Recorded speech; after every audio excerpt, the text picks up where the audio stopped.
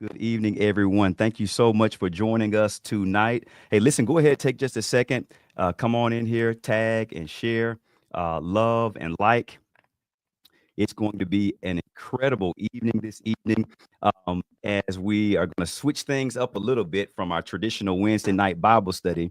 Um, just you guys and I, but I've got some of my good friends with me, some professionals, anointed, appointed men and women of God that I'm going to get a chance to share with you guys tonight, and you're going to get a chance to hear from them. Um, as tonight we take some time to honor the legacy and life of Dr. Martin Luther King Jr. and the dream that he wanted realized and actualized in the earth. So go ahead, take just a second, love, like, and share. Tag a friend. Somebody's blessing, somebody's lifeline is on the other side of your share. So I want you guys to be a share warrior tonight, be a social evangelist. We don't know whose life is going to be impacted by tonight. Good evening, Facebook. Good evening, YouTube. I see so many of you on. I see Minister Lakeisha's with us. I see Jay. I see Kim. God bless you. I see Naomi is with us tonight. Debbie, Minister Debbie, or Elder Debbie, excuse me. Kawana's with us. Miss Delpha's here. Sharisa. Good to see all of you guys. Africa is on. God bless you. I see you guys. Go ahead and just tag and share that.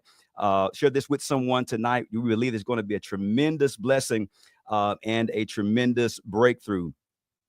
Amen. Listen, while you guys are coming on and sharing, I do want to just run through a few quick announcements just to expedite some of the time, some of the things that we've got going on here at UCC. Of course, this Saturday is our Collide Leadership Summit. Collide Leadership Summit. So please make sure to be in the place this Saturday at Collide. I've got with us this Saturday, of course, I'm going to be sharing in the early morning session, and then we'll break, and then we're going to have my pastor, Dr. Hart Ramsey, is going to be in the house with us. It's going to be, man, a leadership summit like no other. I truly believe there's an upgrade, going to be massive empowerment and impartation that's going to take place this Saturday morning, and that's going to be from 9 a.m. to 12 noon. And then, of course, this Sunday, God has blessed us tremendously, y'all, as a church. Listen, we're celebrating 18 years of life change, repairing families, broken marriages, broken homes, launching men and women into destiny and purpose. 18 years as a church. I remember back starting with 5 members in my grandmother's living room, and look at what the Lord have done. Amen. And so I'm so excited. I want you to invest and invite, bring 5 people out to church with you. Believe there's a word going to be in the house. This Sunday is our Vision Sunday. So I'm going to get a chance to share some vision for 2025 with you guys, where we're going, what God is doing, and impart some spiritual principles in you that'll push you to your next level. And then, of course, that'll take place at 8:30 service and at 10:15 service. And then at 12 o'clock at our final service, at third service, we're going to have a special deacon's ordination. God has blessed us with 7 faithful men and women, who are going to step up, and help us to serve our growing congregation. We're rapidly growing. And there's no way I can care for all of you guys by myself. And so I thank God for all of the ministers, the elders, and the deacons that the Lord has placed alongside of us to help us care for the congregation. So listen, lock in this Sunday. If you're going to be being ordained, make sure you're in your black and ready for lineup outside in the foyer at 11:15 so that we can get you in the proper place and make sure that we've got adequate seating for you. It's going to be a packed house. We want to make sure everybody's here on time and in place. All right. Well, guys, thank you so much for locking in tonight. Again, I want to say share, share, share. Tag somebody in this. Believe it's going to be a tremendous blessing for them. Tonight, we're going to have some real talk. Some real talk. I believe that Dr. Martin Luther King would have us to talk in 2025. There's not going to be any sugarcoating tonight. No tiptoeing around the truth, just straight facts, building real wealth, getting real mental health help and tips, and creating real change in our lives and in our communities. If you take a second and look at your screen right now, you're going to see a panel of people who aren't just talking about it, but they're actually being about it. You're going to see a panel of folks who are actually living this thing out. And I'm really, really excited to have these folks here with me tonight. And so I'm going to do my best to try to introduce them. First, we have Miss Tania, Dr. Tania Swain.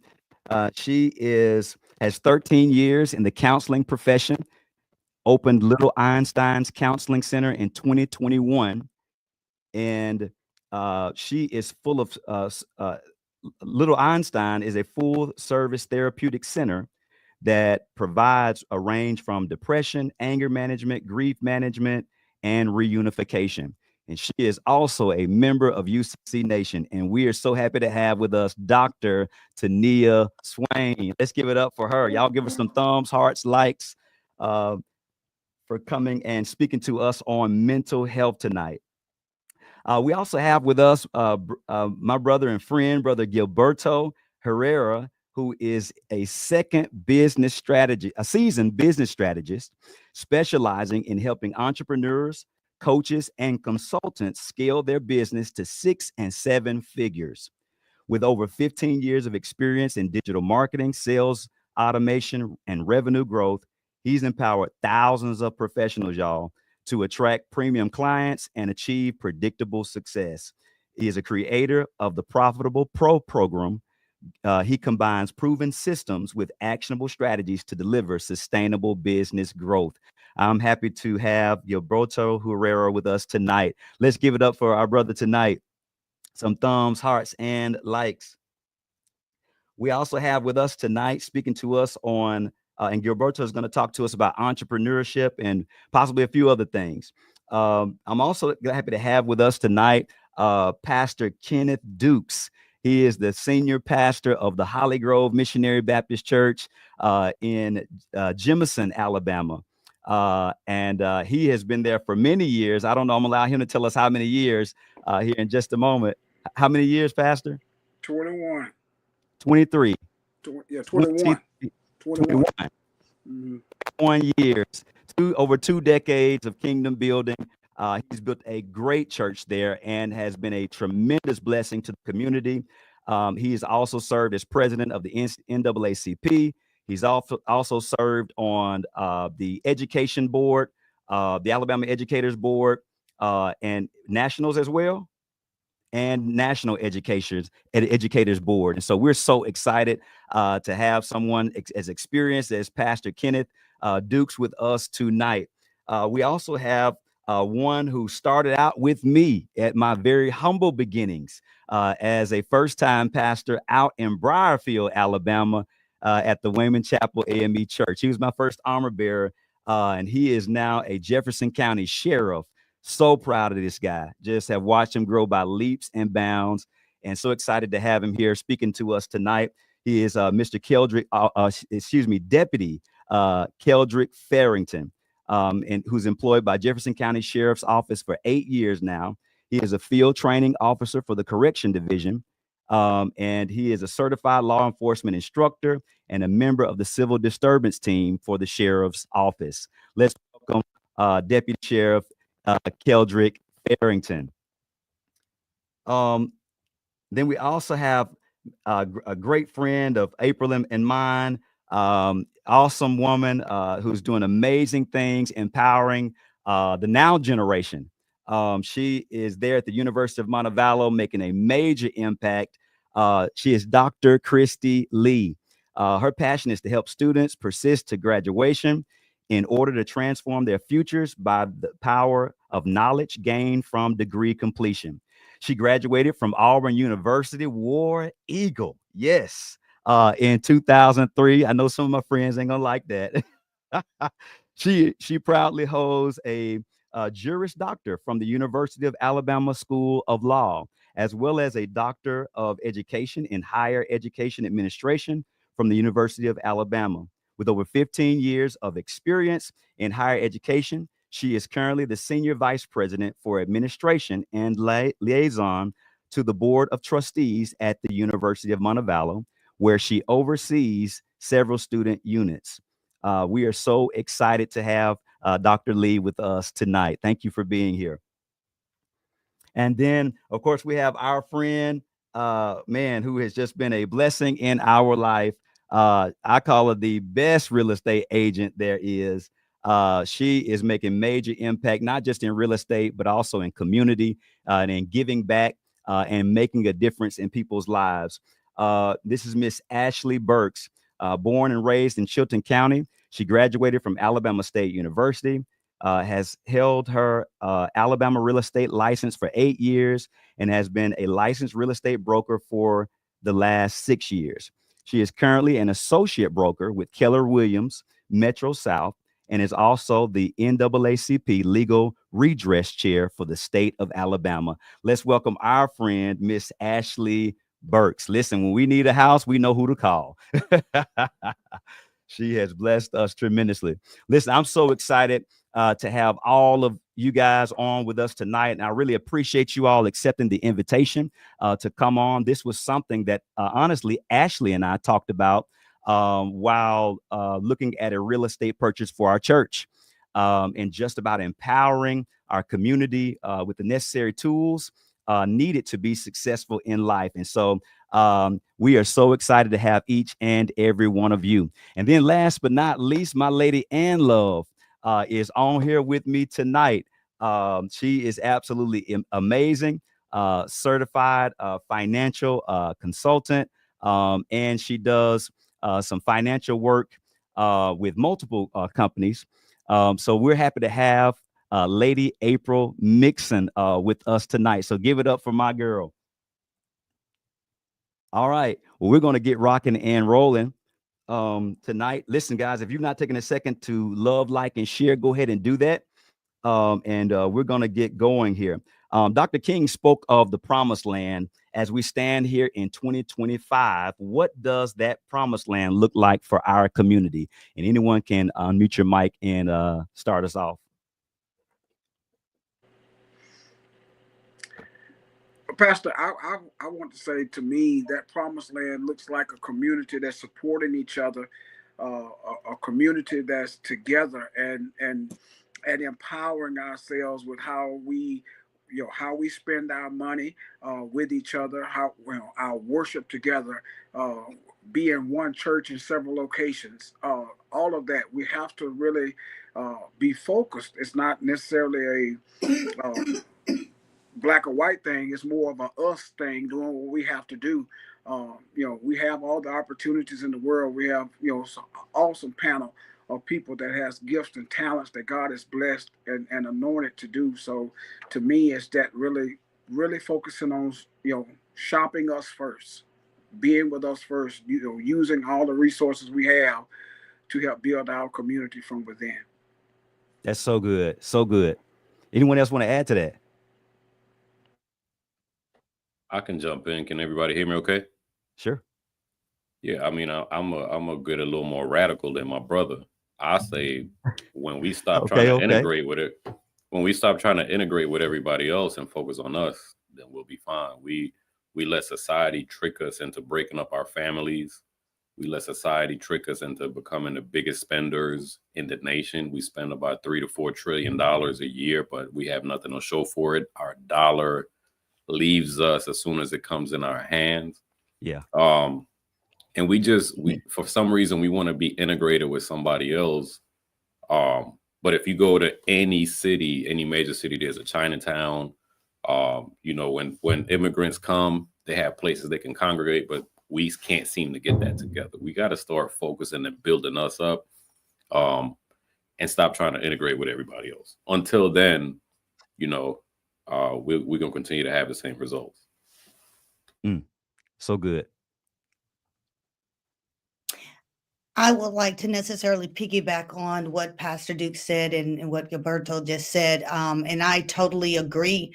I mean, I think that this is part of the conversation that you and I had, Pastor Mixon, can we get back to being the village? There was a certain type of village that was in our communities back in the day, everything that we have today, even with the civil rights movement and things like that, they came together. They were the village, they were the community.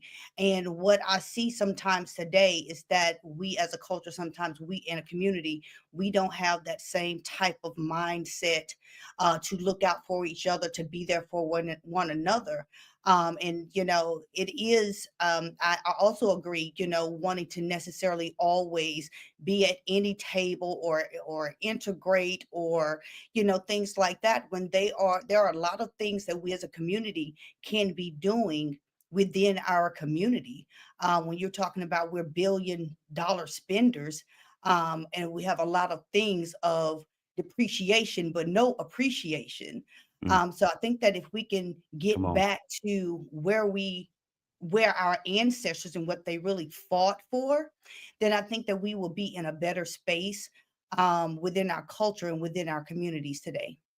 So good. That's good. That's good, guys. So good. Anyone else? And so that makes me think about, she says depreciation, but we should be appreciating. I love that. That'll preach, girl. Come on now. But that makes me think about us as a people.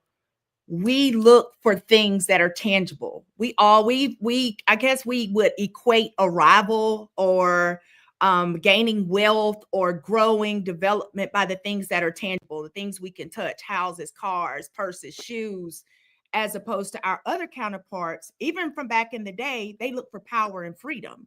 That's not something that I feel like our people want. So I believe that is the divide, because you look at others that don't look like us. They're not looking for shoes and purses. Most of the time they're billionaires and you can't tell because they're driving a raggedy Toyota or Honda.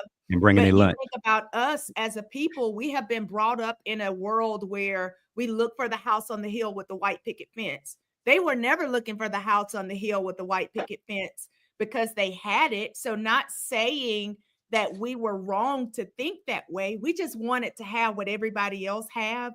But I think we're past that now. We're 1,500 years later. We should no longer be desiring to have what those that were above us have, because we got it now. I think our mind has to switch from the tangibles more so to the things that we cannot touch, like freedom, power, time. Those are the things that truly help you to grow. That's so good. So good. And Bishop, may I? Yeah. Please, come on. Let's keep going. I think that a harsh reality is that our community does not help one another. Everyone is looking for financial gain. If you ask someone to do something for you, well, what's in it for me? Realize that everything that you do is not going to be for money. And sometimes you have to help your brother and sister and lift them up. We talk about the crime rate. Well, if we teach these young men how to do different jobs, if we teach them how to weld, if we show them how to get grants to go to school, then we can decrease the crime. And I'm not, I don't know where the deputy is. Okay, I saw his face. I'm not trying to step in on your toes because I'm definitely not law enforcement. But I think that we need to definitely start with helping one another. And when you have a sister or brother that wants to start a business, if it's the same business as you, there's room for everybody. But in our community, we feel like everyone is trying to take from us, and that's not the reality. Yeah, that's so good. So good. It's not, because when you walk on the bread aisle, it's 20 different brands. And everybody gonna buy what caters to them. So it really doesn't matter. But you're right. That's how we are. Yeah. Yep. When you go to the diamond district, you go to the diamond district. Come on. It's everybody sells diamonds. Yeah. And but I don't think that it's purposeful or when people feel that way, us. I think we were years ago divided, not by choice. And instead of growing past that mindset, we're still going through it as opposed to around it. And until we go around that mindset, change that mindset, we'll constantly be a people that are segregated amongst ourselves. You think about it, as soon as you get a little money, you want to hold your purse closer to you when you walk past the hood you used to live in. And so I feel like it's not just those that don't have social development or educational development. It can be all of us, because we do reach a level in life where we still are segregated, because we know that, especially once our mindset has changed, then we're like, we don't want to go there anymore. We don't want to be around them anymore. They're just gonna, if I give them this, they're gonna ask for more. And until we target the mindset in people as opposed to avoiding them, I think it'll always be the same. With the knowledge, with the education, with the intellect that we all have and that God has blessed us to have right now, if we had simple theories that our foreparents had when they had materialist nothing. I talk a lot at church about a hog theory. There was a hog theory that back in the day when they killed the hog, everybody in the community got some meat. They shared it, they cut it up and they, take this to Miss Reed, take this to Miss, and so you're spitting, the little kids, we on bicycles taking a bag to our neighbor's house without them having to ask. If the neighbor down the street had chickens, and so we would get our eggs from there. And so it's ironic when we know that during the Great Depression, Black folk didn't realize there was a depression because we didn't have money in the bank. Our money was at the house on the mattress or in a jar in the yard. So we end up saving the Cadillac industry because we had enough money to do certain things. I'm just saying we have to remember where we come, but also use the empower, the knowledge and understanding that we have now to advance ourselves. It's good. Most definitely. Can I chime in, Bishop? Go ahead. Yeah, we all hit on some major key points that's going to be a major success for everybody listening tonight. But one of the most things that I try to push for with everybody I come in contact with, especially a lot of the youth that I mentor to, especially the young males, is don't allow your condition to change your position, because your condition is temporary. And the conditions around us is the social media and some of the music that we listen to and some of the things that we have allowed ourselves as a community to be tangible to that's really not accessible to us being career driven or having that mindset of staying alive and keeping hope alive. So that's where we as a community and a village has to stay in position and don't allow everything around us, but those who have been around a little bit longer as ourselves and been through it a little bit in life, continue to just maintain and stay focused and help somebody along the way. It's going to be a village. That's what we got to get back to. It's just pouring into people, but we can never allow our condition to change our position because our position is forever. Our conditions is temporary. Wow. That's so good. Dr. Lee. Yes. Let's get this party started. Okay. With AI taking jobs, what degrees are actually worth the debt in 2025? So as somebody who has lots of student loan debt, when I saw that question, I was like, oh, Lord, somebody should have asked me that about 20-something years ago. Right. There definitely is value to higher education. And I tell students and families this all the time. There's value in college, but you have to pick the right type of college for you. Traditional 4-year isn't for everybody, and that's fine. So it's all about proper planning. So there's some jobs that there's no way around it. If you want to be a doctor, a lawyer, an engineer, then most certainly it's definitely worth the financial investment for you to go the traditional route to have those types of careers. Well, everybody isn't going to be that. When you are younger, people will say, well, what do you want to be when you grow up? And those are some of the ones that people say. I think the key is for students and their families to spend the time figuring out what are your passions, what are your interests, because of the financial cost. You don't want to do something that you're not going to enjoy. You're going to be miserable getting up every day. You're going to be mad at work. So find out what's the things that you can do, whether you're getting a paycheck or not, whether you are having the investment of the student loans or not. What are those things? And once you've identified those, then there's some that you're going to have to say, if I want to be medical Dr. Christy Lee, then I know I have at least 8 years of school ahead of me. But you don't have to pay for 8 years of school. Y'all heard him call out, I got a degree in this and I got 3 degrees. How many of them have I paid for? One of them. And the only reason why I paid for that one is because I was grown and I was working, but the other 2 I got for free. So it's all about proper planning knowing what your student wants to do, being proactive. Don't wait until your senior year in high school or college to start preparing for the next step. And then deciding how you want to get to that next step with the least amount of debt as possible, because there definitely are ways to do it. You just have to start early and be honest about what you want to do and how you want to get there. So good. That's so good. Thank you. Ashley, why is it that they wait to the funeral to fight about grandma's house?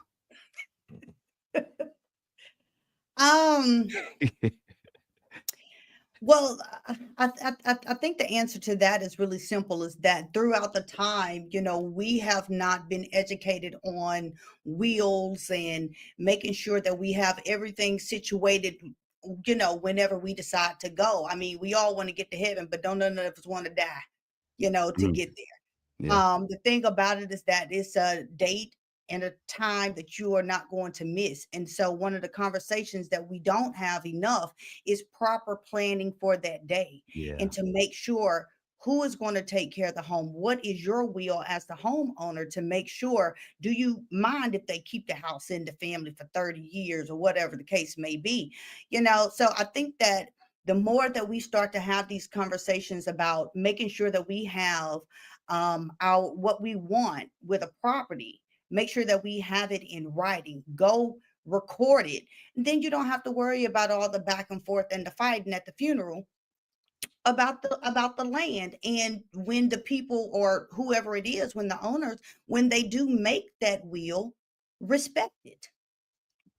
Yeah. And that's what we just have to do. I mean, that one is that's pretty simple, It's proper planning. It's making sure that we have things in writing, and make sure that, it's recorded, because at the end of the day, it's going to happen. And I think that the lack of the knowledge in that area is what keeps the fire and keep the fighting brewing throughout generations, because no one has necessarily stepped up and said, hey, we need to do this the right way. Yeah. That's so good. Proper planning, put it in writing, at black and white. But I think us as a people, when I think of everyone that's on this panel and what you represent, these are all taboo topics in the Black home. Yeah. We don't talk about money. You don't know if your mom got money in the bank, or if you're just eating noodles every day because you like noodles. You don't know if dad is suffering from depression or schizophrenia. You don't know what daddy doing on the side selling. You don't know any of those things. Half of the time, we don't even know if our parents have gone to school, unless they encourage us to go to college. But a lot of families don't come from parents that have gone to college. And it's just, these are not conversations that are pretty open conversations in the Black home. So how can you move through that when it's not even discussed? And so I don't think it's just wills, but it's money, it's education, it's everything. Yeah, I mean, it's the whole thing. When you're talking about a major life or death event, you have to be able to have those conversations. And I think one of the things that was a blessing to me is when my father passed away, or before he passed away, he had all that stuff done. So good. This is the bank account information. This is the 401k annuity information. Here's the copy of the deed to the will. Here's the insurance. He had all of that done, to the point to where there was no fighting, right? Because everything was drawn up by an attorney. It was recorded with them. And so there was no reason to fight. But I understand that, how he did it sometimes is very rare, because to a certain extent, we don't want to have those conversations, right? Because, in our mind, we like, uncomfortable. We ain't that on us. We even speak death on you. I just said it yesterday. We're not going to be speaking negativity, and it's not negativity. It's just making sure that we plan things for the inevitable, and make sure that, what's the point of having your insurance policies and all of these things when you don't have the directives of it? And the one reason people got it is the fact that, you don't necessarily want your family to fight. You want everything to be laid out, but then they ended up fighting anyway. Well, I think the elder statesperson of the family, We have to start it, because it's just like Lady Mixon said earlier. It doesn't matter how much you think you have. There are people that don't have really a lot of anything, and that family will be destroyed by the death of that, of Yeah, that financial that's so fixture in true. our family. Yeah, And we see it as pastors. We get yeah, it. We have to try to get involved to try to help mediate situations. yeah, And it starts simply by saying, Mom, Grandma, Granddad, let's lay this out. Let's put this on paper. Let's call in the brothers and sisters, and listen to what your desires are, and respect that, and put it on paper. And someone has to take the initiative. It doesn't matter. You don't have to, if you're listening to this right now, take the initiative to get your family together, to start preparing for this, to start getting that. Because the worst thing in the world is to see a brother or sister or a family member that has just torn a relationship to pieces because of the death of a property that may not be worth $10,000. yeah. And they Man, all, for whatever reason, they think grandma got a right. pocket of money just buried in the house somewhere, Yeah, and it's really not a the gold case. chest in somewhere. They've been Exactly. watching Soul Food and the money's stuck in the TV. That TV, that TV. So, I hear you. I hear you. That's good. Keldrick, what changes have you seen in policing since the social justice movements of recent years? Well, from when I first started off, as have been a lot of things that have been put in place, especially at the sheriff's office. It's a lot of policy and procedures and general orders that have been put in place, and a lot of classes that have been given for as one of the classes that was very beneficial for me was an implicit bias class, and dealing with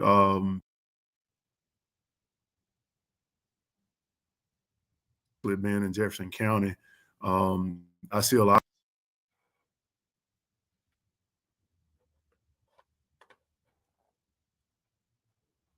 I think your mic went out. Man, Try to talk now. can you hear me? Yeah, we can hear you now. Yeah. One of the things is we have a couple of colleges that come in and they offer certain classes for us.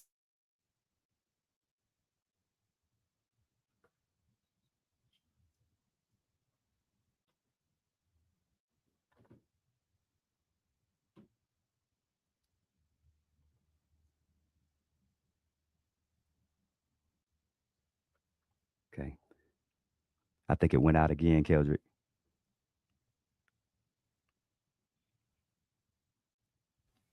Can anyone hear him? Mm. Try to get closer to your Wi-Fi. I'm gonna come back around to you. Lady Mixon, every time someone passes, here comes the GoFundMe. How do we break this cycle? I think that goes back to what I said at the beginning, where we look for the tangible things. And when I saw that question, it really made me think about how being a little kid, like in elementary school, and I just wanted the felines with the strap on the back, showing my age. And I could not wait to get the felines with the strap on the back.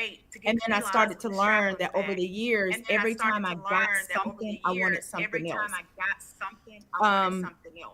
Do you guys hear me echoing? But anyway, every time I got something, I wanted something else. I would equate growth or a new income to something new. And then you find when you're doing that you're never satisfied. And so things like insurance, health insurance, investments, stocks, bonds, those fall through the crack because you're looking for what your eyes can see. And the Bible talks about that, the glistening of the eyes. And my eyes have glistened a long time. And it took me to be in my 30s to realize all this stuff ain't nothing. It can't go in the grave with you. As soon as you pass away, somebody's going to be in the closet fighting for it, or fighting over the house, the car, whatever. And so again, I think it goes back to that mindset. And I don't think that it's something that can be taught. It got to be caught. People got to be around enough people that show them stuff don't mean nothing. And my kids will tell you, I'll be in the doctor's office. They say I like that purse, I'm gonna give it to them because I don't care about stuff. Stuff come and it goes. And that took me to grow to that. And to be honest, my mom told me all my life, stuff ain't nothing. You just spending money on stuff, and there's people out here can't feed themselves. And I felt like she just didn't want me to have this. You know, I felt that way. But as I grew older, my mindset changed. I found value in other things. And so the reason there's a GoFundMe account, because there's value in things that they can see. And a lot of us, and I don't think just us as a Black people, but people in general, we don't have faith in or in the things that we can't see. We have faith in what we can see. So when I can go to Louis Vuitton and buy a purse, then I know God's working for me.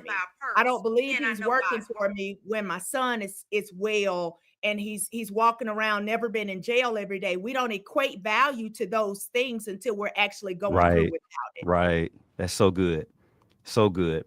Dr. Nia, why do we run to the altar for prayer but not to therapy? And do we need both? I'll mute your mic. Okay. Can you hear me now? Yep. Okay. Yes, sir. We definitely need both. I think that a lot of people don't realize that there's a healthy balance when it comes to going to church and taking care of your mental.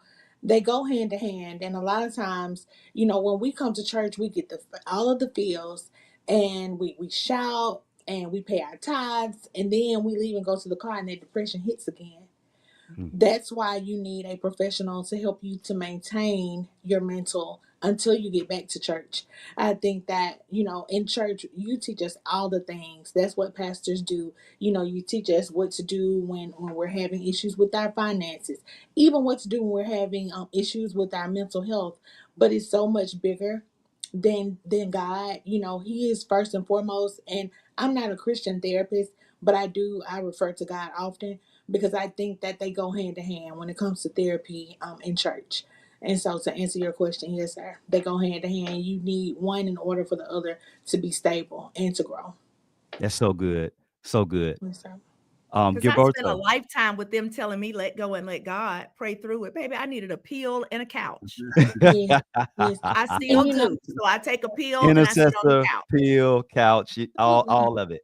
And Bishop, a lot of times when you have a chemical imbalance, even though you will feel good for the moment at church, that chemical imbalance is still going to be there. And a lot of people are suffering from traumatic brain injury. They're having the symptoms of it because they have let this trauma go on and on and on. And so now everything festers right here. And then when they blow up, people are wondering what's wrong. But in our community, we're taught to give it to God. But God teaches us, just like if our leg is broken, I love you, Bishop, but I'm not coming to you to repair my leg. Please don't. I'm going to go to a doctor. And so we have to think of our mind the same way. When it's sick, we need to get help. When it's not feeling well, when it needs to be mended, we have to go get help. So good. And I'll add that. Go ahead, Christy. Sorry. The younger generation seems to be more open to the idea of Jesus and therapy. One of my goals with every student that I come in contact with, I'm a believer. I don't care where I am. I'm Team Jesus. So if you come in my office and we talking, we're going to talk about, hey, let's get you in a personal relationship. Let's get you connected to a church. But then I'm going to need you to go on over to counseling services too and sit down and talk to somebody. That's right. And see what they can do to help you.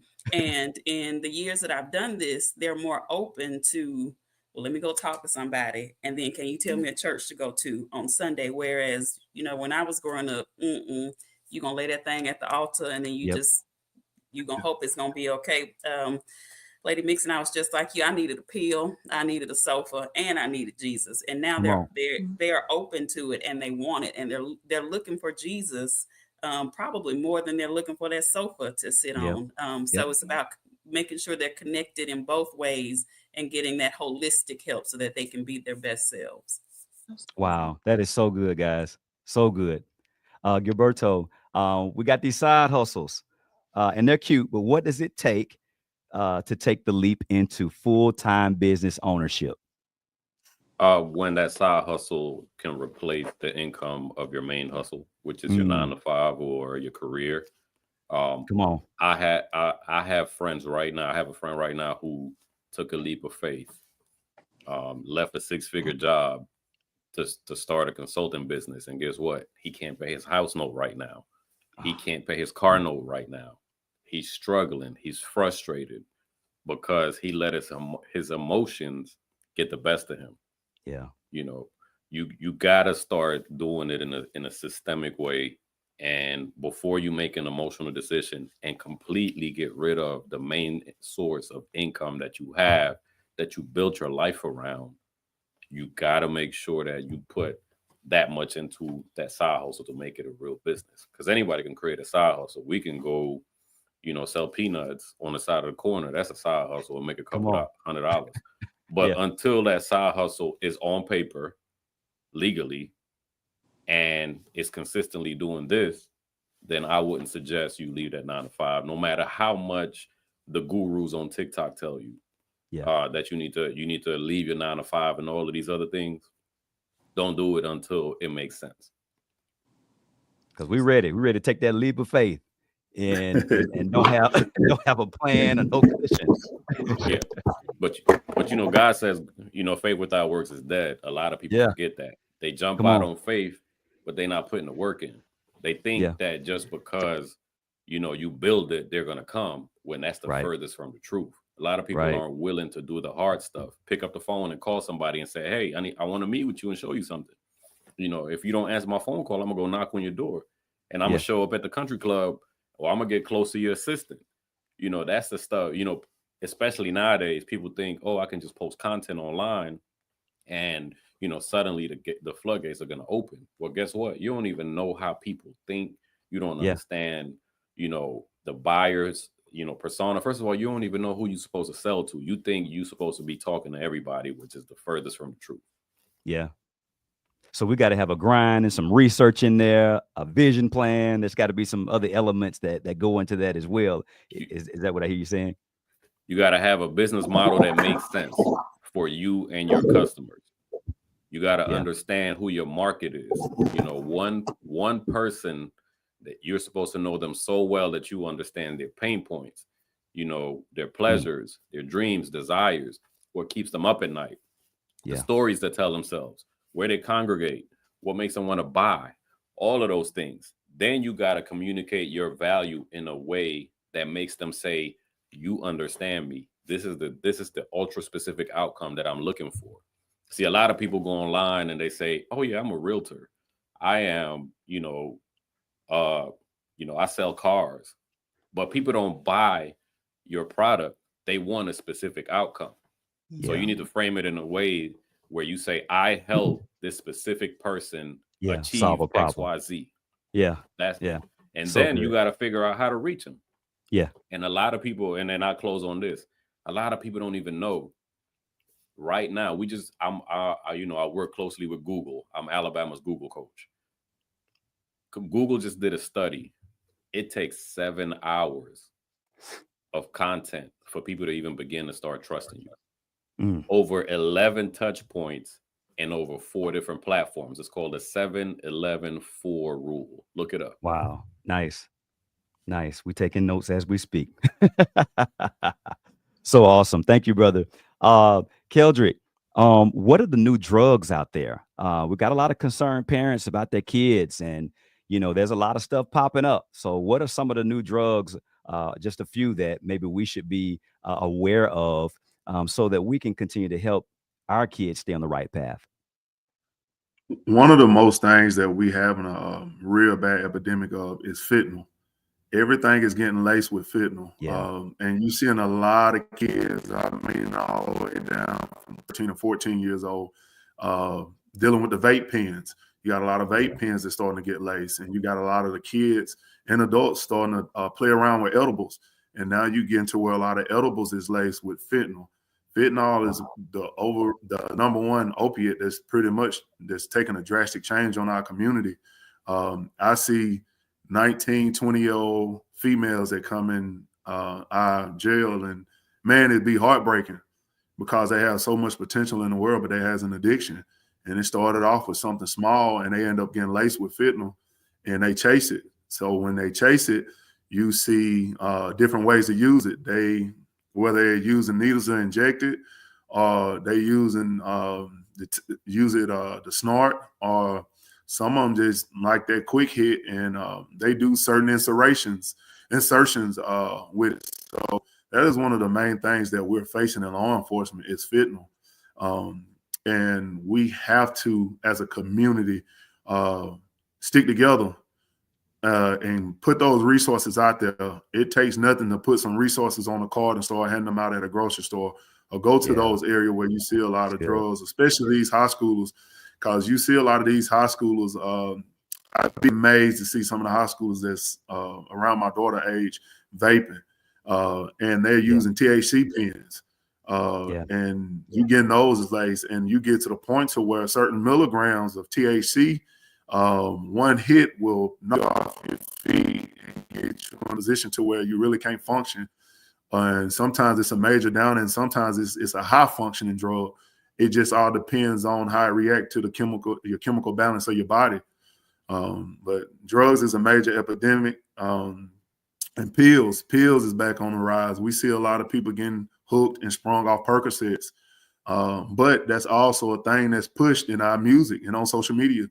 I see a lot of rappers, whether it's local rappers or rappers that's well known, they talk about how they take perks, they pop mollies and they pop X. So there's again to where that's pushed on the forefront, and all the kids think it's cool, or that's how I'm gonna have this a mirror watch and this Gucci belt if I pop these perks or if I sell them. So they get some of them take it a standpoint to where they start selling it, but once you start selling your product, you're gonna try your product because you want to realize and make sure you're selling a good product. And it's just so many factors. But we're losing youth every day from the age of, like I say, from the age of 13 to 19. I see it every day coming in our jail. And it's heartbreaking because a lot of them didn't have that strong male or strong female in their life. Some of their parents died young and their grandparents raised them. And a lot of your grandparents, older grandparents, they're not up to things. They barely know how to function social media. And if they do, Facebook is not the only platform that they can work. And you got somebody, they're not on there. You know, they're not used to the Snapchat or know anything about private stories or, you know, and so social media then got to the point to where you can create like a private friend group list. You can post something crazy in that private friend group list, but to present it to everybody else on your page, it's looking like, hey, I ain't presenting nothing. But in actuality, you could be presenting whatever. So drugs is a major pitiful, but fentanyl is the number one addiction and the number one killer for everyone right now. Wow. Thank you so much. That was loaded. Go ahead. Come on. That because, you know, it seems like there's no solution to dealing with that drug situation with our kids and that's influence. But it goes back to what Lady Mixon said very early on, the village, the important role of the village. I think Ashley said it too. If it's going to take a village, it's going to take all of us working together to change this. It's not going to be up to that one family on the corner.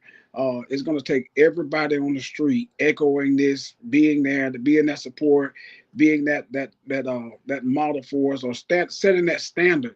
And sooner we start it, the quicker it'll happen, because it's going to take a long time regardless, because we've gotten so far away from it, listening to somebody else on the street, you know, chastise our kid or be, you know, that role model in a certain way of trying to encourage them. So we find a solution, because if we don't, we have generations that are dying every day. Yeah, that's so true. If I may chime in on that as well. I mean, ultimately, it's a couple things. When we make it, we go over the mountain and we take our family away from our communities. And let's be real, most of us, we're not going back. Or if we do, you know, there's a stigma like, oh, I don't want my kids around, you know, these people, you know. So some of us feel like we become elite and we forget where we come from. Every time we make it, we start taking dollars from where what was ours, and we go spend it somewhere else. So if we keep doing that, we ain't never gonna. It goes back to the question that you posed earlier. You know, once we keep trying to integrate with others instead of trying to build together, we'll never have nothing. And this is going to continue to happen. And then the second part to this is look at what's happening with the Black family. Everything you see today is catered towards separating the man and a woman from the systemic things to what you see on TV. So that's done on purpose. No other communities are, you know, fight like we do, man versus woman or this, that, and the third. We are the only group of people that are not pro-family, and it's affecting our kids because they're growing up without fathers for the most part. And mom is trying to carry the load, and it's hard to be both. And what happens when we come back, you know, they really don't start to take heed. I can show you messages in my phone right now. Usually, you know, parents start looking for mentors and help when that kid is a teenager or starting to become a teenager, and they feel like they lost hope. When we've been trying to tell you for years that you need to start disciplining these kids and keep them out the street and stop giving them the Jordans and the PlayStation for not doing nothing. So those are some of the issues that I see. So, you know, I have an organization and we do stuff in the worst of the worst communities, quote unquote, and we're active there. And the common theme you see is there's no dad, mom is working, and these kids are being raised by what they see on social media. You know, the rappers, like you know, my sheriff friend said, you know, we're letting someone else influence our kids instead of us being in control of their destiny. Yeah. That's and so also, good. Bishop, there's so much overcompensation in our community, especially in the single mom homes, because they feel like buying the Jordans, buying the Gucci belts, you know, that will make that son or daughter feel better because the father is absent. And what's happening, they're sending these cash outs, you know, they're sending the Zelle payments, they're doing the Apple Pay, and these children are literally going and spending this money on drugs. Wow. And so then, even this week, I have already had 2 phone calls from children that are on different types of drugs, and the parents don't know what they are. And so I am just encouraging parents just across the board, everyone I talk to, get these drug tests. You need to find out what your child is ingesting. Look through these phones. As long as a child is in your home, nothing belongs to them. I don't care if they work. You need to go through these phones. Nothing needs to be deleted. You know, there are apps that will show you information that's deleted. We're going to have to get back nosy like grandma was. Come on. And so many people have gotten away from that, but we've got to go back Don't old shut school. that door. Nope. We'll Ain't take no doors closed in this right? house. And that's what I was about to say. It made me think about back when I was growing up. I remember I loved No Limit, Mia X, and that was my, you know, I just thought I was a gangster, 8-Ball, MJG, whatever. That was me. My mom, and you know, Columbia had to get the 10 CDs for 1 cent. I would order, get all these CDs. My mom took my CDs, put them on a barbecue grill and burned them up because she didn't want me listening to that trash. But I was mad at her, but our TVs were governed. We had all these codes where we couldn't watch certain channels. But now our kids have so much access. And I think back some years ago when our kids first got cell phones, Bishop put this app on their phone called Bark. And Bark was supposed to bark and tell you when they're doing anything like drugs, violence, sex. So I text one of my kids. I was like, I'm going to whoop yo if that trash ain't taken out when I get home.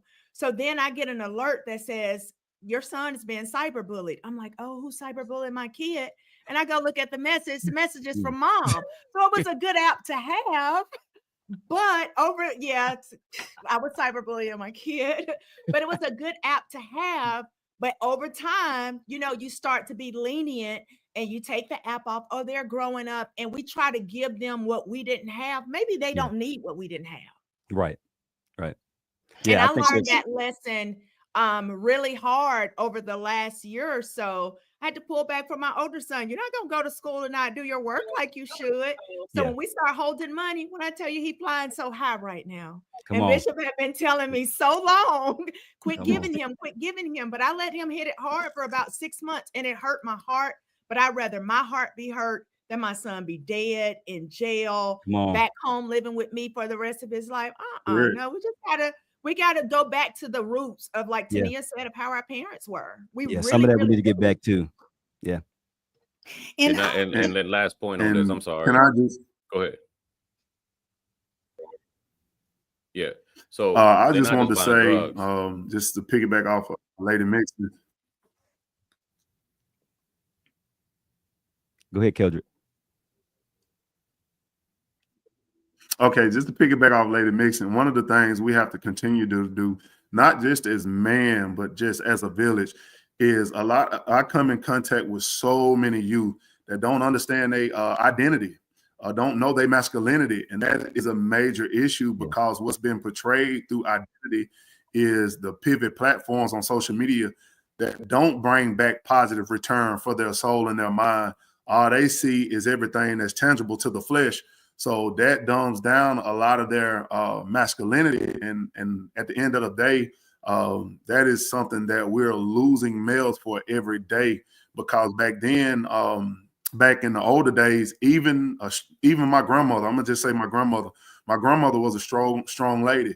She still had some type of courage in her to show my uncles and her kids and nephews around how to be a male. And that's just off of survival, because a lot of our ancestors was built off of survival, and that's what a lot of the kids don't have today, because we have gave so much. And back then, we didn't have these cell phones and have this type of stuff in our hand, and that plays a major factor in today's society of having a glitch of that cell phone. Because I see a lot of guys. I never forget, I was talking to a guy, young kid. He was a juvenile at the sheriff's office, and I was just talking to him. And I said, man, what landed you in here? You seem pretty solid. And he said, my family, man, they didn't really pour into me. So I had to follow those.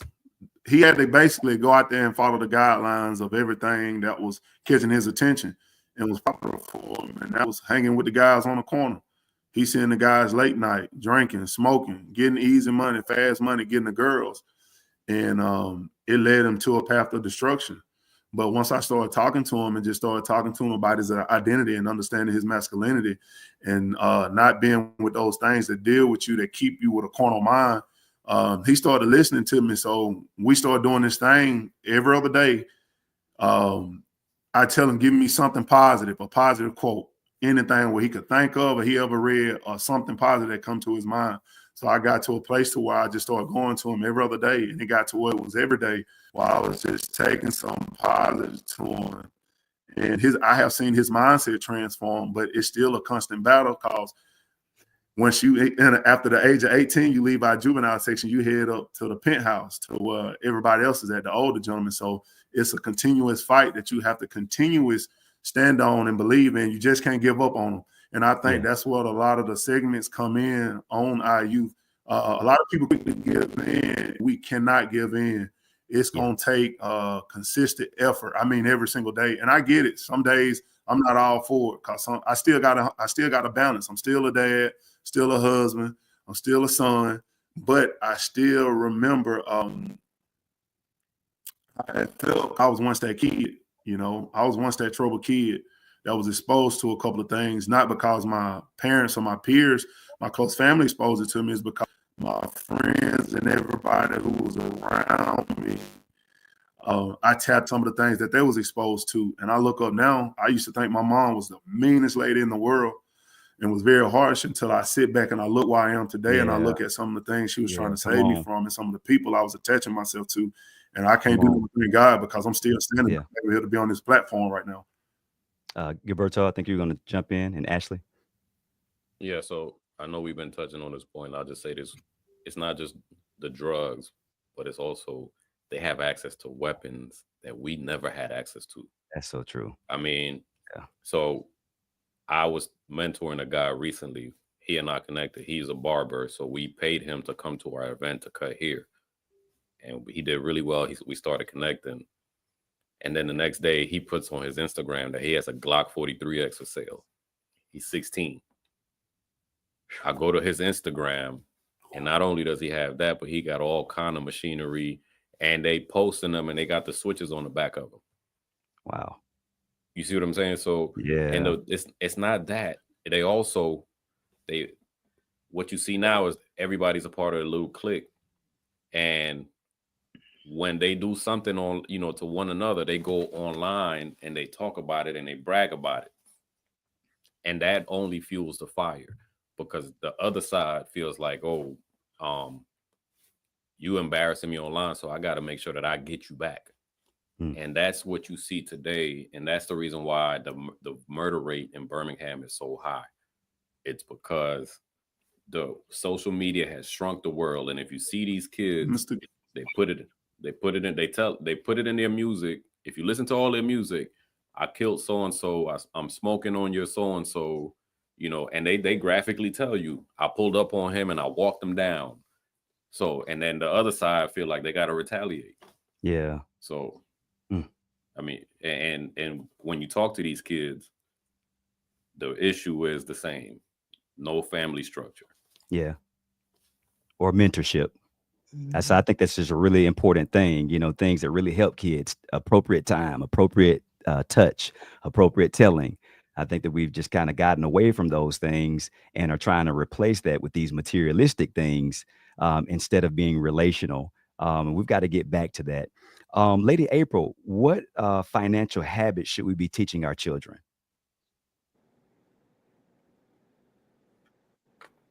Get you unmuted there. You're muted.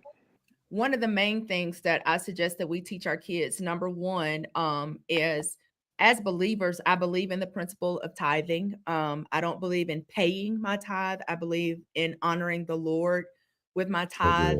And I don't think your money will never be blessed if you're not practicing the principle of sowing and reaping.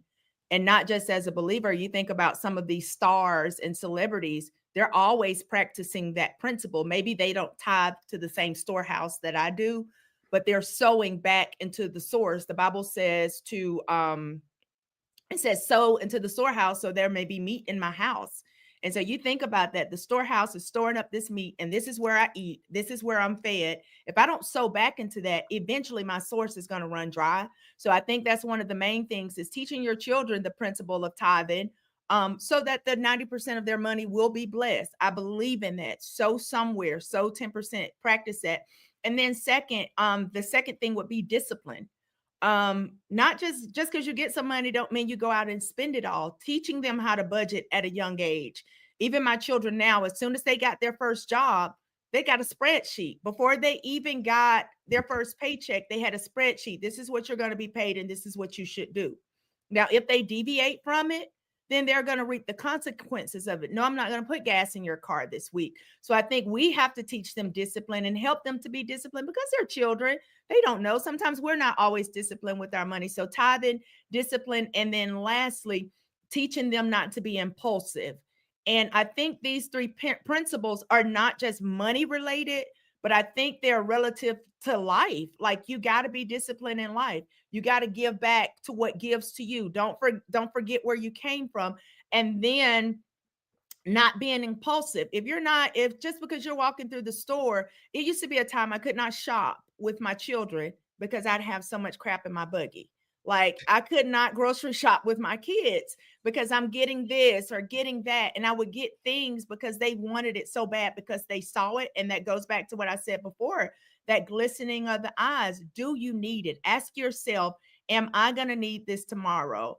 Am I going to really want this next week? And something that I've really had to practice, even for my own self, that I didn't learn into my adult life, is that if I don't really, really want it, I don't buy it. If I got a question or say, dude, I want to get to the counter and want to put it back, I put it back. And so I think those are some principles that we can teach them, and then teach them with that budget that they need to save, because, make them save for the things that they want. Don't just go and buy an Xbox because they had a birthday. No, we have a principle in our house. Good. And y'all gonna judge me, but I'm gonna say it has worked. It's still working. There's a $200 limit for Christmas. Yep. $200. And my children are 20, 18, and 16. $200. That's it. $200. Now, sometimes I may do something extra every now and then. That's only because they're about to leave home, but it's been $200 for years. Birthdays, $40. Now, if you get a party, you might not get no $40 gift. And that has taught them they can't have everything they want. You're not going to have everything you want. You don't pay no bills here. You don't pay any bills. So why should you get everything you want just because you want it? So that's it. May I chime in on this? Sure. Because that's my business partner right here. This is, I think one of the things that I wish someone would have taught me early on was that after you pay your tithes, you pay yourself first. Yeah. Every portion of your income is yours to keep. And once I started showing kids, like, your check is $500, right? Let's say you make $10 an hour, and those Jordans that you want are $250. So you mean to tell me you work 25 hours just to be able to spend it on these Jordans? Come on. Yeah. And then also start investing now, because we talk about we need to put some money back. But when you just keep money still, it's like water is going to dry up. Because remember, if the cost of living is doing this, so you need to be putting your money somewhere where it's actually earning money. Your money should be working harder than you. Your money is your slave.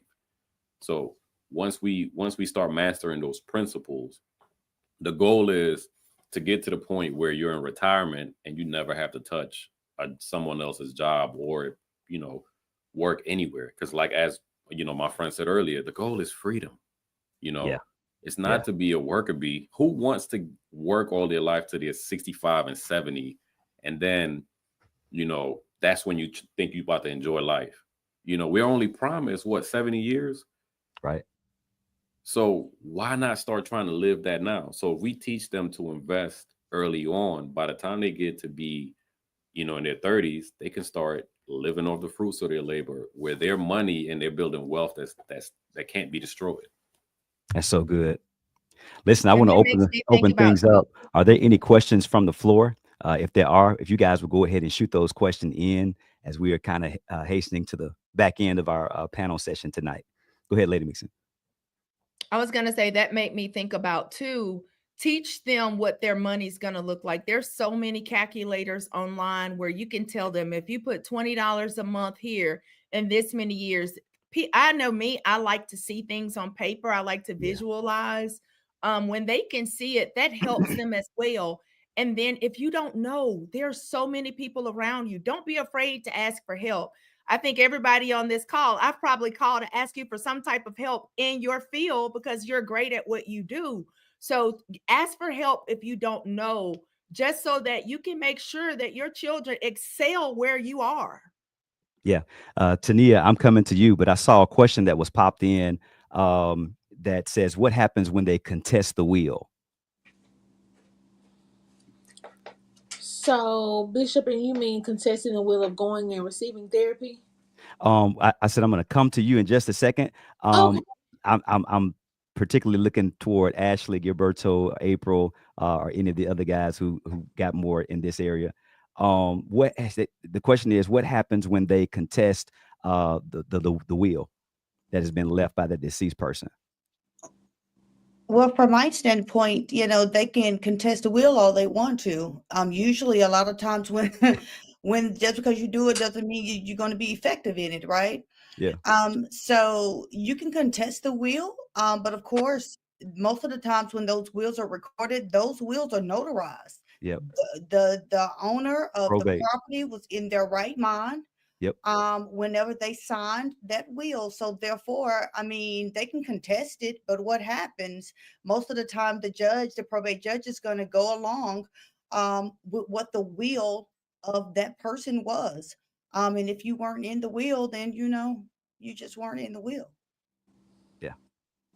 Yeah, that's so good. All right. Tania, let's get over to you. How can we make mental health care more accessible and culturally relevant? So one thing, I just partnered with the city of Birmingham, and we are actually starting with the homeless, and we're going to trickle down, and they are able to receive free therapy services at Lynn Park. So Wow. I'll be That's starting awesome. with that grant in February, and I think that there I know that there's a whole lot of money that's out there. We just have to tap into it. Yeah. And sometimes, and I'm going to speak on my part, we are just lazy. Grants take a matter Yeah. of minutes sometimes. Yeah. When you're laying in the bed scrolling on Facebook, Instagram, Snapchat, get off of that and Come on. start applying for these grants. There's money out there.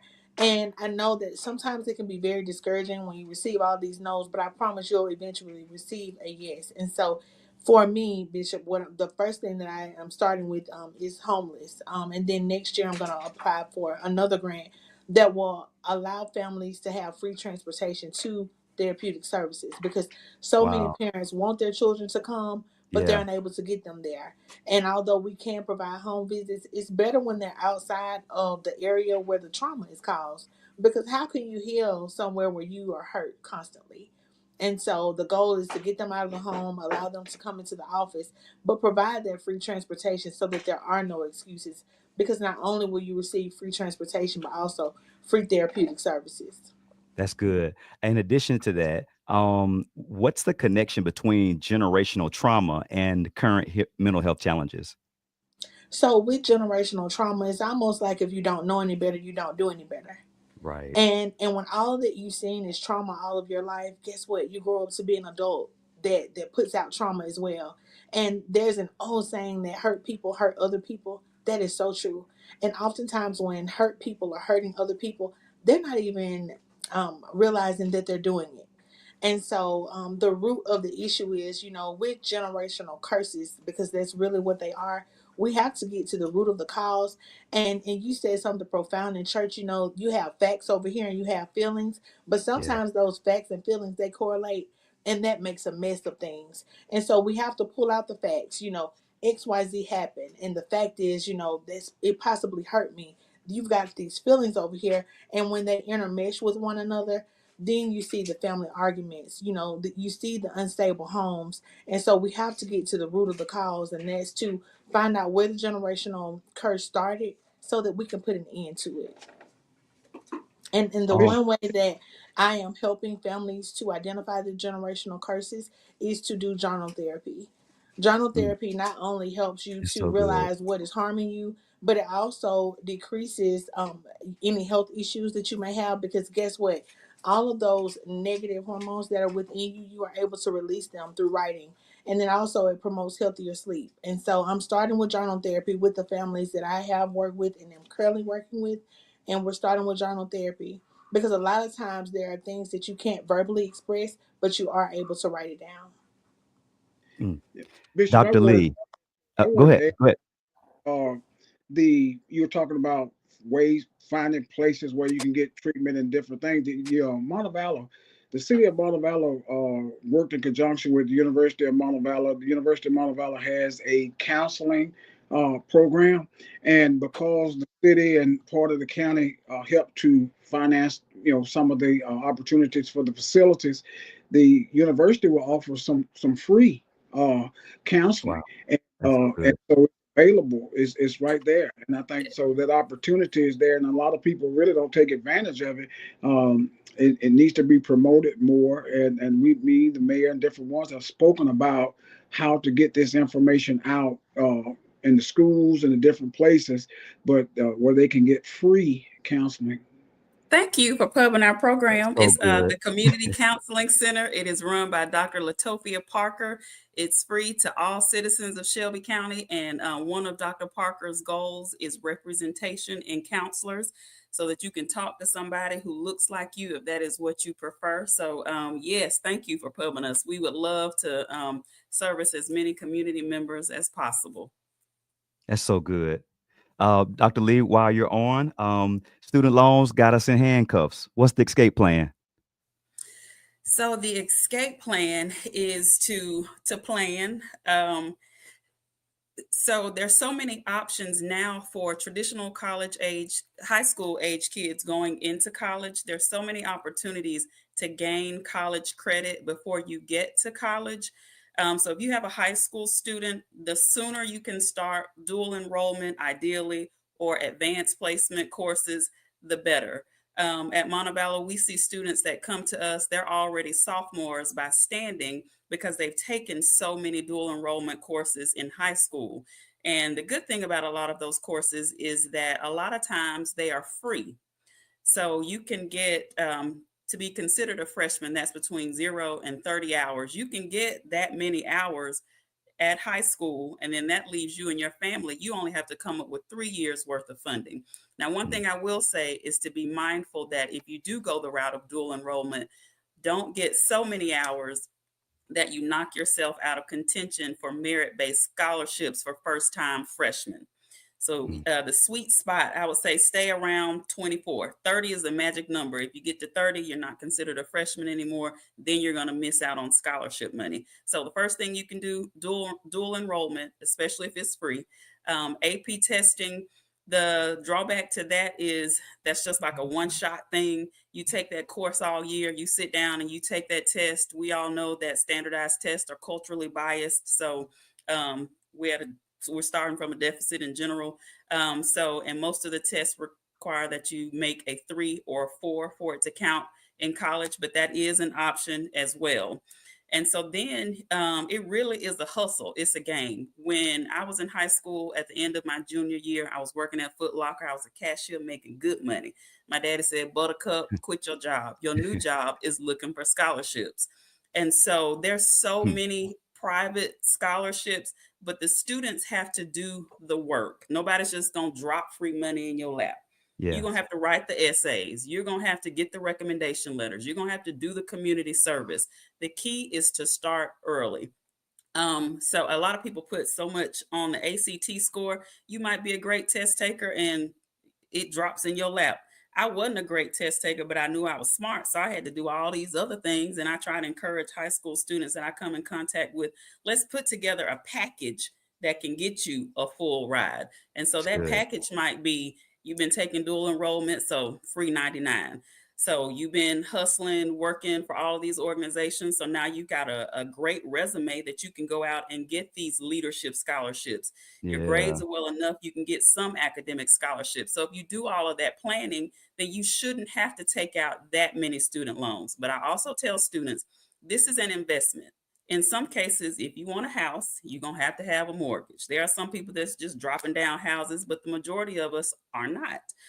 So the same thing with education. If you see yourself being teacher Christy, or you see yourself being psychiatrist Christy, you're going to have to go to school. So let's make this investment, but let's minimize the investment by planning and doing as many things as we can so that we aren't just because they offer you $20,000 in loans. Don't take all $20,000 if you don't need all $20,000, because they're gonna want every penny of that back plus the interest. That's right. So let's just be thoughtful of, let's look past today and where you are and try to minimize the debt so that when you graduate and you become that professional, you can enjoy your life and you're not saddled by that debt. There are some professions like being a teacher, working in for nonprofit organizations, that because they know you ain't making that much money, you make payments for 10 years and they forgive the rest. And thanks be to God, I got 9 more payments. Come on now. Come on now. All right, I'm gonna be. And so that third degree that I got, the one I had to pay for, my plan going in was, I know I'm working at a public institution. I know I plan to be there 10 years. Let me make these payments. And then at the end of those 10 years, I'm done. And so again, it's just all about planning. There are lots of opportunities to get a degree with the least amount of money, but you just have to plan. Oh, that's my dog, y'all. Sorry. That's okay.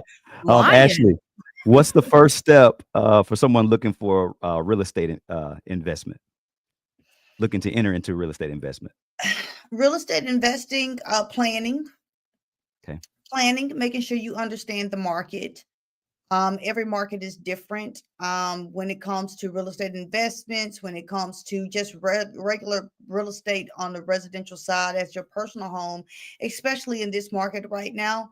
Planning it out, because there's so many unknowns with the current market. And, you know, we can be honest that real estate will probably always be the #1 wealth builder. But the thing about it is that you have to make sure that you go in not necessarily worrying about the title that, oh, I'm an investor and I buy these real estate investments and I do all of this, because just like it's so easy for you to get into it if you don't properly, but if you don't properly plan for that, it's going to be detrimental to you when it comes to real estate investing and not necessarily knowing what it is that you're getting into once you decide to go down that road. That's So good. I would always advise people that if they're really thinking about going into real estate investments, get with someone who has been on that path, Yeah. talk to them and let Yeah. them help and advise you about location, numbers, how you're going to finance this, because you don't want to go into it making a mistake that's going to cost you and put you on the road of financial demise. Yeah. So good. We've got a few questions, and then we'll get final words from you guys, and you guys can give us your plug or how do we get in contact with you. So Melissa, who do we have first? Next, let's see. James says, "Why don't we have strong Black communities?" Can I answer this? Sure. We let the government trick us into giving up our families. It's that simple. Lyndon B. Johnson said, "Hey, these Black," he used the N-word. He said, "These N-words are getting too uppity. They feel like they got something. I might have them voting Democrat for the next 200 years." And he implemented the war on poverty, where we started getting government assistance. And what happens? That, in order to get that type of assistance, you got to have their stipulations that go along with it. Yeah. So, and that started in the 1960s. This didn't just start. This started happening from way back then. Yeah. And then guess what happens? We started giving up our communities because after World War II, they started allowing us to finance bigger homes. So we started leaving our communities to finance a bigger home on the other side of town that we had to pay for 30 years. And then you enter things like the feminist movement, where women told us that, girl, you don't have to deal with that. But they went home to their husbands and read the book Subverted. So, and it's just over marketing and, manipulation that, that's implanted into our communities. Billions of dollars are spent to control our minds. Wow. And at the end result of it is where we are today. We don't want to be with each other when we need each other. And as a result, our communities are suffering. Our kids are suffering. Our forefathers were happier when they had less, but we've traded our careers for family. And that's the real, because most of us now, only 1 in 4 Black women will ever get married. And 75% of the divorces that are happening within our communities are because of irreconcilable differences. Yeah. I got friends that are in their 40s and their 50s. They have the big house. They got the nice car. They travel everywhere, but they go home to an empty bed. Yeah. And that's because we prioritize careers and everything else that doesn't matter. And we didn't learn any relationship skills along the way, myself included. But it's not too late. We need each other. We need to start working together again. God made us different for a reason, so that we can work together, so that we can build a family, so that we can, continue to enhance His kingdom. But we've gotten away from that. Bishop, I say, to me, defining success, and when we understand what success is, it is not your address. It is where you are, in your heart and where you are as a person. We can move. There was TV shows that, Good Times, and we got. Oh my gosh. Just talking about this. Everything was about changing my address. And if I change my address, I'm going to be better. And we realized that it's not about the address. You can thrive wherever you are. The land is there for you to make it better. It's there for you to improve it. And so I think it's about changing that. And I think it goes back to the culture. I think the church has an important role to play in making in the Black community. We have to build the person, the person. If you build the person in the mindset of the individual, then that's who the community is. So good. So good. Erica says, my question is about a will. The question I have, being that you guys are talking about will, my mom was in my grandparents' will, but she passed away before my grandparents. So I fell in her place as a child. So do I supposed to receive everything in the will as the other as her other siblings, even if I am a niece to them? Well, my answer to that one would be that I think that it's best because in the question it said that she was in her mom was in the will, but the mom passed before the grandparents. Yeah. So And her mom fell to her. right. But was it written like that in the will? Yeah. You get what I'm So saying? good. So it's totally different. It's just like when it comes to deeds. And some people think that, well, my mom's name was on it, but it comes down to me if something happened to my mom or if my dad's name is on it, and that's not necessarily true. It all depends on how that is written in the deed, because if it says that it can be trickled down to the heir of these people, a lot of that verbiage is very specific in the will. So you have to be able to go and take the will and go and speak to the probate office or get you an attorney to actually look at that will, because all of them are different. And it doesn't necessarily mean that just because your parents' name was on it, that it automatically goes to you. So good.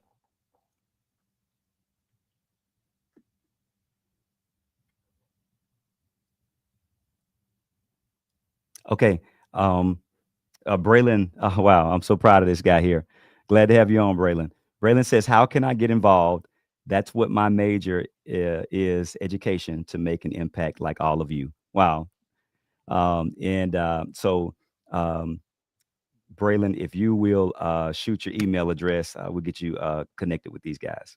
I want to say to Braylon why he's listening, because he's a young man that I love him to death. I'm not going to call him his nickname anymore, but he's an awesome young man. And I would say continue to be who you are, but also go back to these young people that you can influence.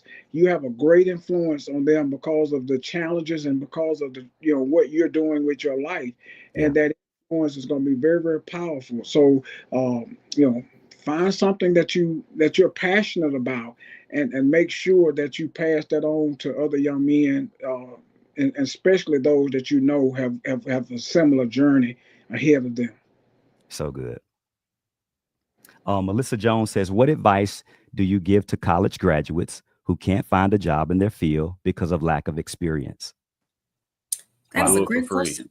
Look, I was just about to say that. So that was me. I graduated from college and I didn't do an internship. I didn't do it. I was so in love at the time. I just went to school and graduated.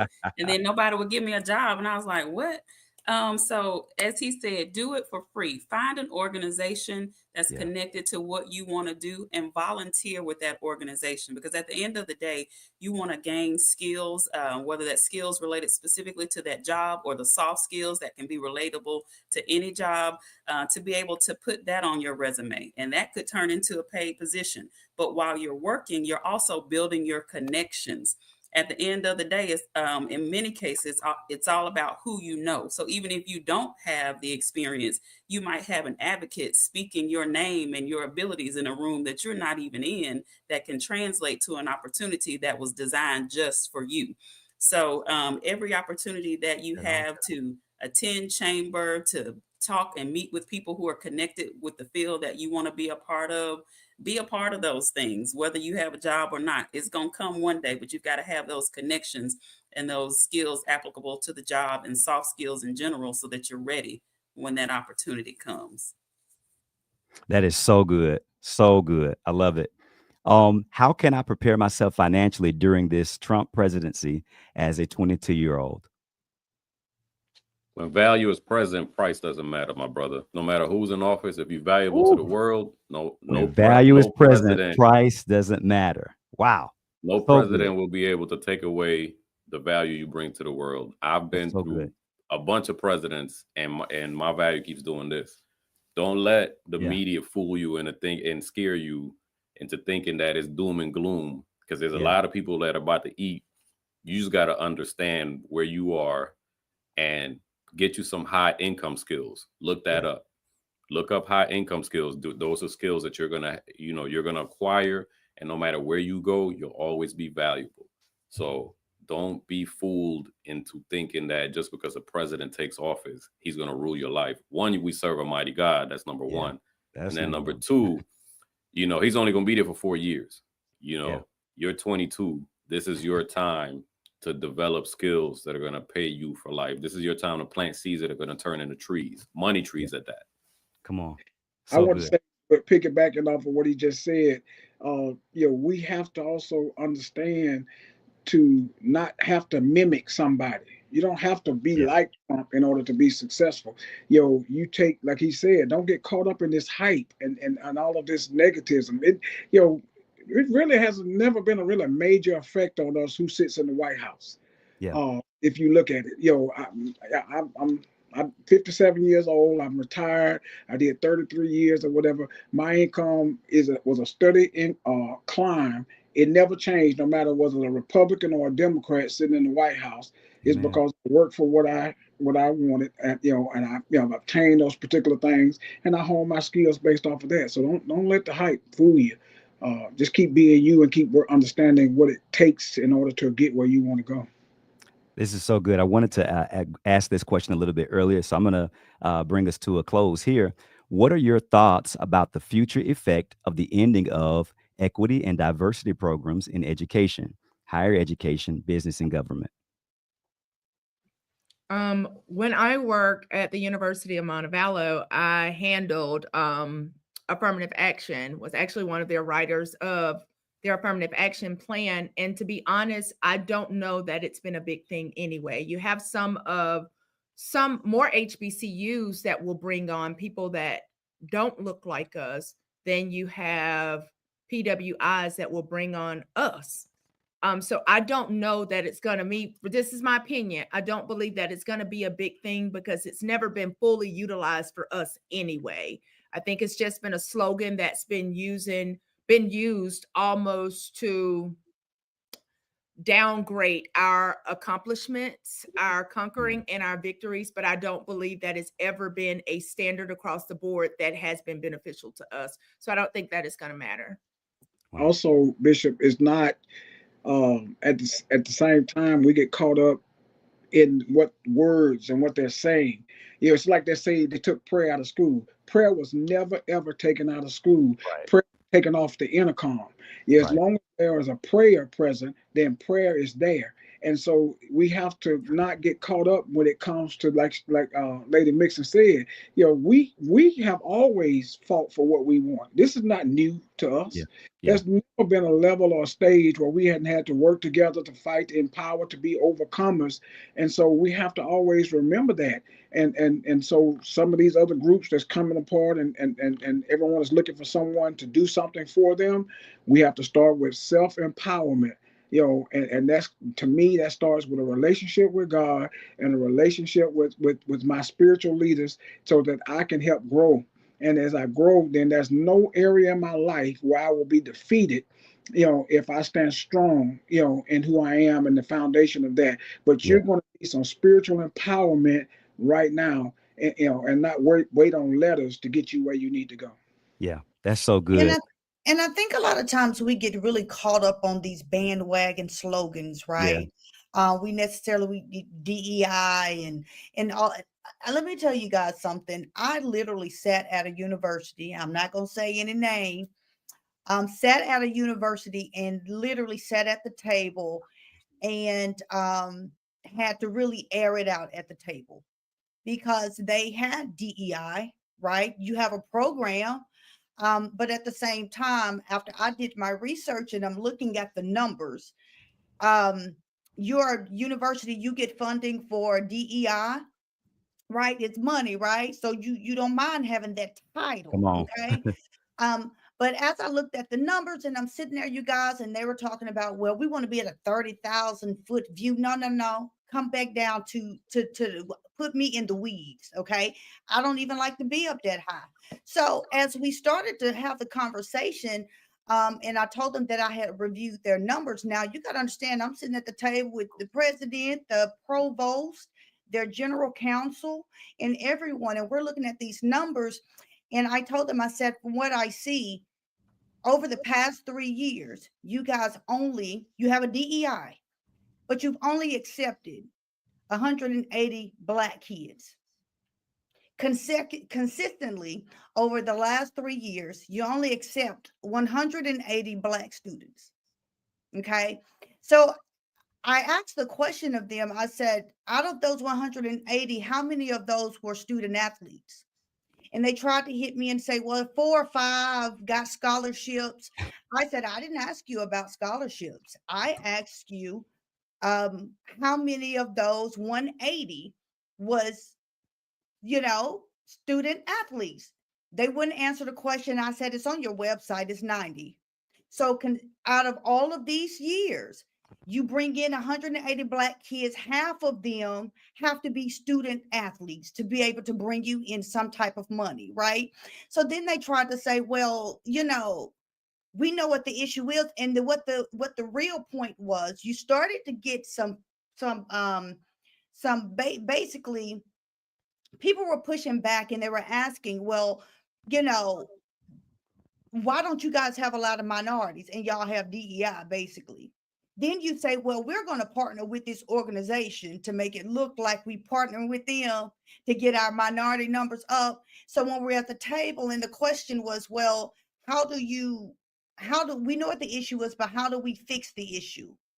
And I stated to them, you don't need us here to help you fix an issue. What you don't have a problem with Black people applying to this university. You have a problem with accepting them. So how are we supposed to help you? Because it was never about DEI from the beginning. It was never about DEI. It was about them getting the funds on the back of DEI. But when you look at the numbers, you're not bringing in minority kids. So that's what a lot of businesses were actually doing. They were basically just bringing in people and saying that it's DEI, but it was basically for money to get the government funding.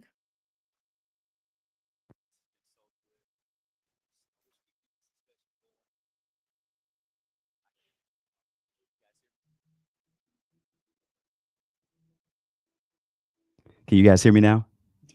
Okay. This has been so good. This discussion has been absolutely amazing.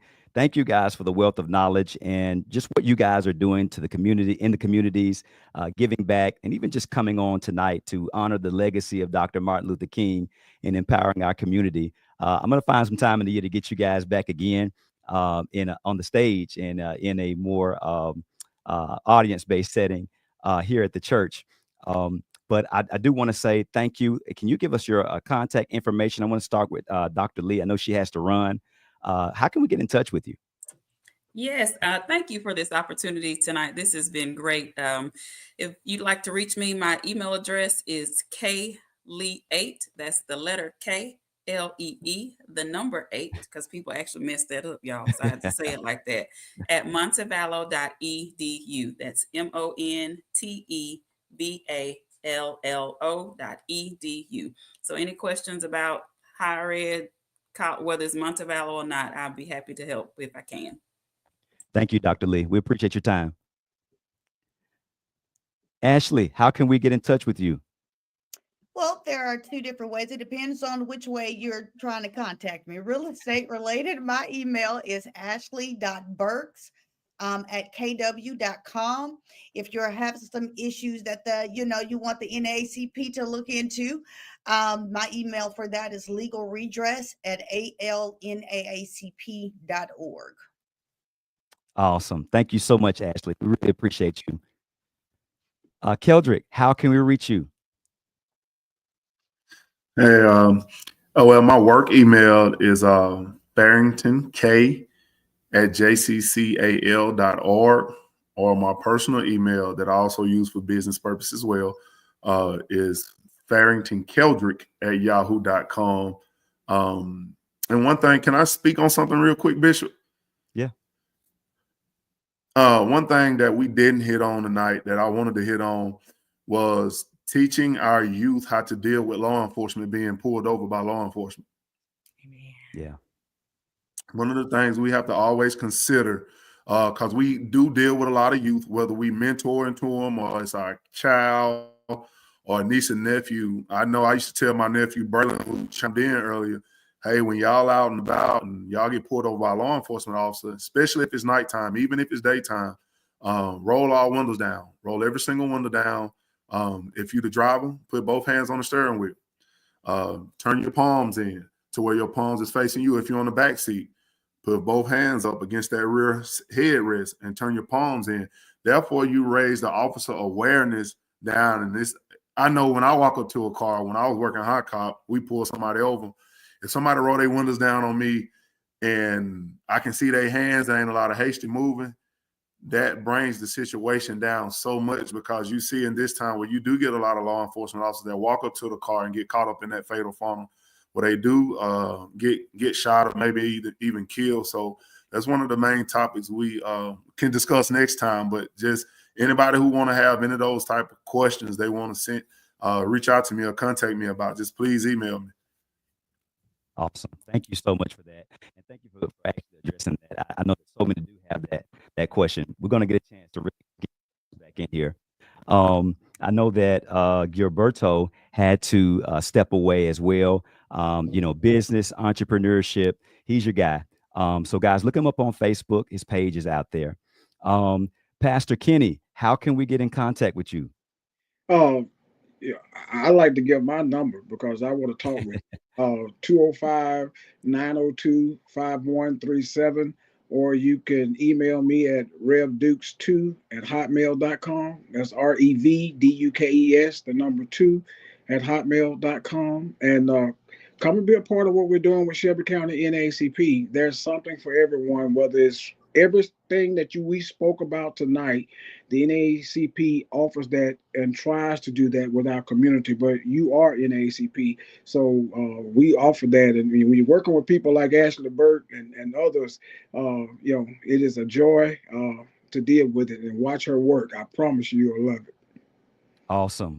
Thank you so much for that information, and thank you for being with us tonight, my friend. Awesome, brother. Congratulations to UCC. I remember when you started. I remember when we were getting pews for you at the church. Right. And all those things, and to see what you're doing and what God is doing in that ministry, man, I am so excited for you all. Wow. Thank you. I appreciate that. Thank you. Tania, Dr. Swain, talk to us. How can we get in contact with you? Tell us about Lil Einstein. Okay, the office number is 205-920-1802, and the email address is littleeinsteinscounseling.org. All right. Thank you so much for being with us tonight. We really appreciate you. Lady April, how can we connect with you? To reach me for any type of financial services as it pertains to budgeting and helping to get you on a financial plan, or if you need some help with learning how to command a room, proper etiquette, interviewing, you can go to my webpage. It's aprilmixon.com, and there's a link tree there to contact me several different ways. Thank you, Bishop, for allowing me to serve with you guys tonight. Awesome. Listen, I appreciate all of you guys and for the value that you've added to us. You truly have added value to our lives, and we're better because of this panel tonight. We can't wait to get around to going at some point here soon. Everyone, thank you so much for watching and tuning in with us tonight. If you have been blessed by this, remember, tag and share. Be a social share warrior and a social evangelist. Somebody's blessing is on the other side of your share. Get this into your family's hands so that we can continue to keep the dream alive and continue to advance the dream that our King had for all of us. Again, God bless you all. We look forward to seeing you this weekend at Collide Leadership Summit from 9 to 12 here at UCC. From Lady Mixon and I and all of our folks here at UCC, we love you. We're praying for you. Remember, God is exalted, the devil is defeated, and you have the victory. Let's. Thank you, guys. Awesome.